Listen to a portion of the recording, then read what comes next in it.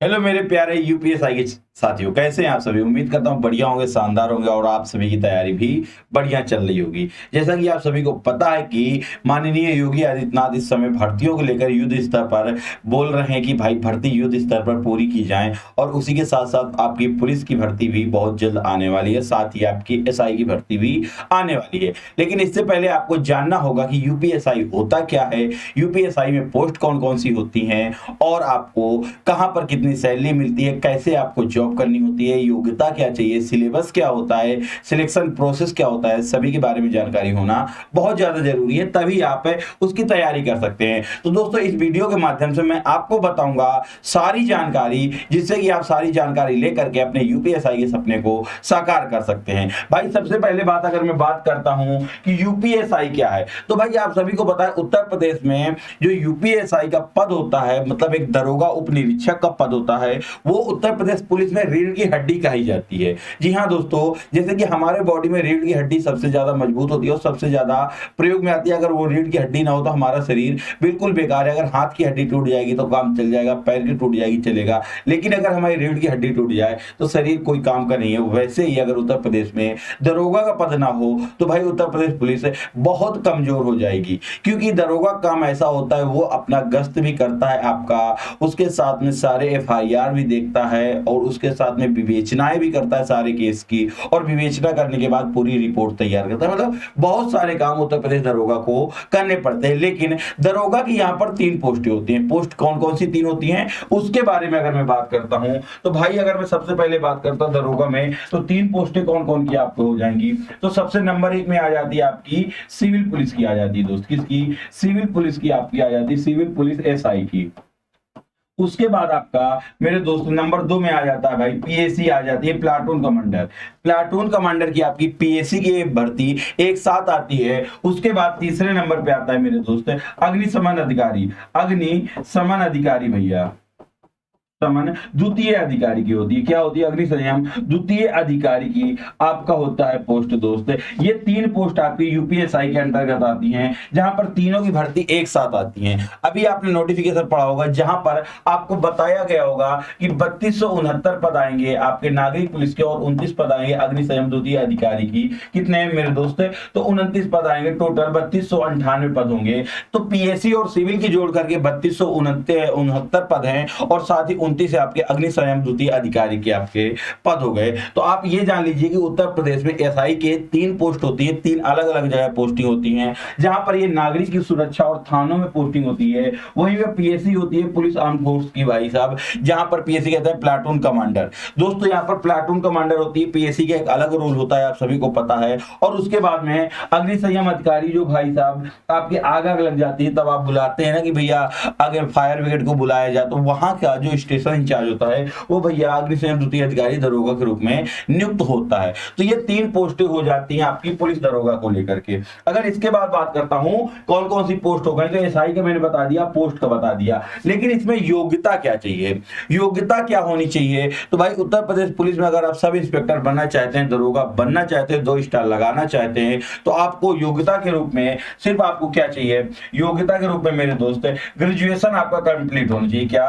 Graduation भाई साहब आपका कंप्लीट होना चाहिए। उसके अलावा आपको कुछ नहीं चाहिए। मतलब कि बीए बीएससी बीकॉम जो भी किए हो, आपने बीए किया हो, बीएससी किया हो, बीकॉम किया हो या अदर कोई भी डिग्री है, तो आपका मतलब कि इंटर के बाद 3 साल की डिग्री होनी चाहिए। अगर आप बीटेक कर रहे हैं 4 साल का, तो आप 3 साल के बाद फॉर्म अप्लाई कर सकते हैं बिना किसी प्रॉब्लम के। तो आपको बस ये मतलब कि इंटर के बाद में 3 साल का किसी भी प्रकार से आपका ग्रेजुएशन कंप्लीट होना चाहिए, 3 साल का कोर्स होना चाहिए। तो ये हो गया आपका योग्यता के बारे में बात हो गई। अगर योग्यता की बात करता हूं कि सैलरी कितनी मिलती हो, तो सैलरी से पहले भाई सिलेबस के बारे में जानकारी ले लें, और सिलेबस जब जानकारी हो जाएगी तो हमें सैलरी देखने में मजा आएगी, क्योंकि सैलरी भाई सबसे ज्यादा इंपॉर्टेंट है। तो सैलरी की भी बात करेंगे, लेकिन उससे पहले सिलेबस जान लीजिए। भाई दरोगा बनने के लिए आप एक ऐसे पद पे जा रहे हैं जो उत्तर प्रदेश पुलिस में रीढ़ की हड्डी कहा जाता है, उसकी पोस्ट पे जा रहे हैं, तो भाई सिलेबस भी होना चाहिए कुछ। लेकिन उत्तर प्रदेश में आपके लिए सिलेबस बिल्कुल सेम है सभी एग्जाम्स को लेकर के, यहाँ पर भी सिलेबस सेम है। बात करूं अगर सिलेबस की तो आपका हिंदी हो जाएगा, उसके बाद में आपका मेरे दोस्त रीजनिंग हो जाएगा, और रीजनिंग की बात करता हूं तो उसके बाद मेरे दोस्त मैथ्स हो जाएगी, और यहाँ पर जीके जीएस हो जाएगा। क्या जीके जीएस, जीके जीएस में ही आपका एक आता है सब सेक्शन जिसमें हम कहते हैं मूल विधि संविधान। मूल विधि संविधान मेरे दोस्त सब सेक्शन में आ जाता है, जो कि जीके जीएस से ज्यादा का रोल हो जाता है, आपका मूल विधि और संविधान का रोल हो जाता है।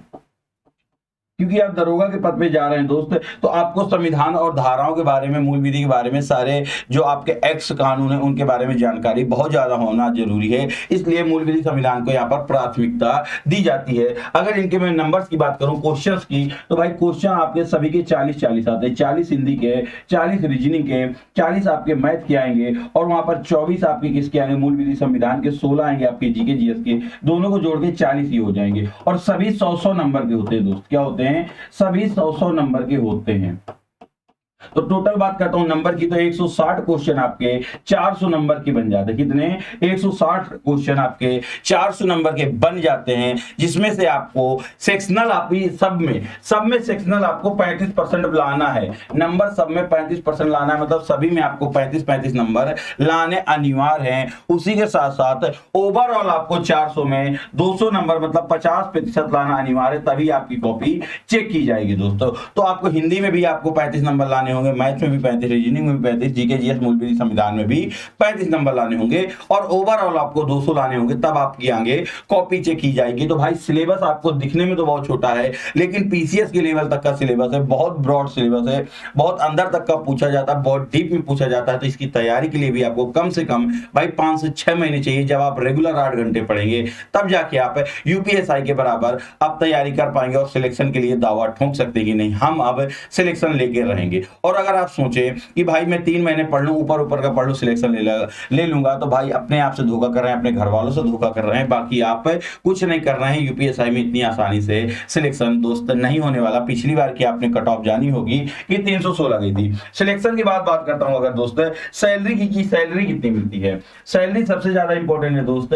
तो सैलरी आपके लिए सबसे ज्यादा इंपॉर्टेंट है कि सैलरी कितनी मिलती है। तो भाई सैलरी के बारे में आप जान लीजिए कि सैलरी कितनी मिलती है। आप सभी को यह पता है कि पीसीएस के बाद आपका पोस्ट आती है जो कि 4200 ग्रेड पे की होती है। कितनी की? 4200 ग्रेड पे की होती है मेरे दोस्त। तो यहां पर अगर जब 4200 ग्रेड पे होता है, तो आपका ट्रेनिंग टाइम पे आपको सैलरी लगभग 50,000 पड़ जाती है। कितनी? 50,000 आपको ट्रेनिंग में बढ़ जाती है। पहली बार हुआ कि 2021 की भर्ती में जब आपको ट्रेनिंग में सैलरी दी जा रही है, और जब आप ट्रेनिंग से कंप्लीट होकर के आप जब ड्यूटी ज्वाइन करेंगे, तब आपकी ये सैलरी लगभग मेरे दोस्त कितनी पड़ जाएगी? तो 63,000 के आसपास आपकी सैलरी बनने वाली इन हैंड आपके अकाउंट में आएगी महीने की 30 तारीख को। भाई सैलरी बहुत बढ़िया है, बहुत ज्यादा सैलरी है। 63,000 कमाना, प्रतिदिन आप लगभग 2100 से 2200 रुपए प्रतिदिन कमा रहे हैं। तो भाई इससे ज्यादा आपको क्या चाहिए कि आप प्रतिदिन 2100 कमाएंगे, आपका घर भी अच्छे से चलेगा, आपकी एक रुतबा होगा, और एक अलग ही मोटिवेशन मिलता है। जब स्टार लगे होते हैं, वो वर्दी में आप बुलेट में घूमते हैं, तो भाई सैलरी आपको 63,000 के आसपास मिलने वाली, और धीरे धीरे बढ़ती रहती है। तो ये आपकी जा करके लगभग रिटायरमेंट के टाइम तक आप इसमें 1,30,000 के आसपास आराम से पहुंच जाएंगे। अभी तो वर्तमान में 1,08,000 1,12,000 पहुंच रहे हैं जो अभी रिटायर हो रहे हैं, लेकिन जब आप रिटायर होंगे तब तक ये 1,30,000 1,40,000 के आसपास आपकी सैलरी बनने वाली होगी मंथली। अब सैलरी की बात हो गई, तो भाई सिलेक्शन प्रोसेस क्या होता है? ये हो गया आपका योग्यता, सैलरी, सिलेबस हो गया। तो सिलेक्शन प्रोसेस क्या होता है? तो भाई इसका सिलेक्शन प्रोसेस ना आपका 4 स्टेज में होता है। कैसे? 4 स्टेज में होगा। सबसे पहले आपको होता है एग्जाम। क्या होता है मेरे दोस्त? सबसे पहले आपका एग्जाम होगा। एग्जाम के बाद में आपकी मेरिट आएगी। क्या आएगा? एग्जाम के बाद आपकी फिजिकल के लिए, डीवीपीएसटी के लिए मेरिट आएगा। किसके लिए? डीवीपीएसटी के लिए। डीबीपीएसटी के लिए आपका मेरिट आएगी और उसके बाद जब आप फिजिकल कंप्लीट कर लेंगे तो फिजिकल के बाद आपकी एक और मेरिट आती है, वो होती है आपकी फाइनल मेरिट। मेरिट आपकी दो बार लगती है मेरे दोस्त, एक बार आपकी प्री मेरिट आएगी जो एग्जाम के बाद होगी, उसके बाद आपकी फिजिकल की मेरिट आएगी जहां पर आप रनिंग करेंगे। और रनिंग कितनी होनी चाहिए, तो रनिंग मेरे दोस्त 4800 मीटर 28 मिनट में आपको मेल को लगानी है और महिलाओं के लिए 2400 मीटर 16 मिनट में लगानी है। रनिंग की बात हो गई। और बाकी आपके मेडिकल में कुछ, इसके बाद जब फाइनल मेरिट आ जाती है तब आपका मेडिकल होता है। क्या होता है दोस्त, यहां पर डीबीपीएसटी में भाई रनिंग आ जाएगी ओनली, और उसके अलावा कुछ नहीं हो जाता बेटा। क्या हो जाता है, रनिंग हो जाएगी दोस्त, उसके अलावा आपका कुछ नहीं होता। उसके बाद में आपका मेडिकल होता है मेरे दोस्त, और कुछ नहीं होता। यहाँ पर क्या होता है, मेडिकल होता है और आप पूरी तरीके से सिलेक्शन ले लेते हैं, आप पूरी तरीके से सिलेक्ट हो जाते हैं जब आप मेडिकल पास कर लेते हैं। वैसे तो फाइनल मेरिट जब आपकी सेकंड मेरिट लग जाती है उसमें नाम आ जाता है, तो आप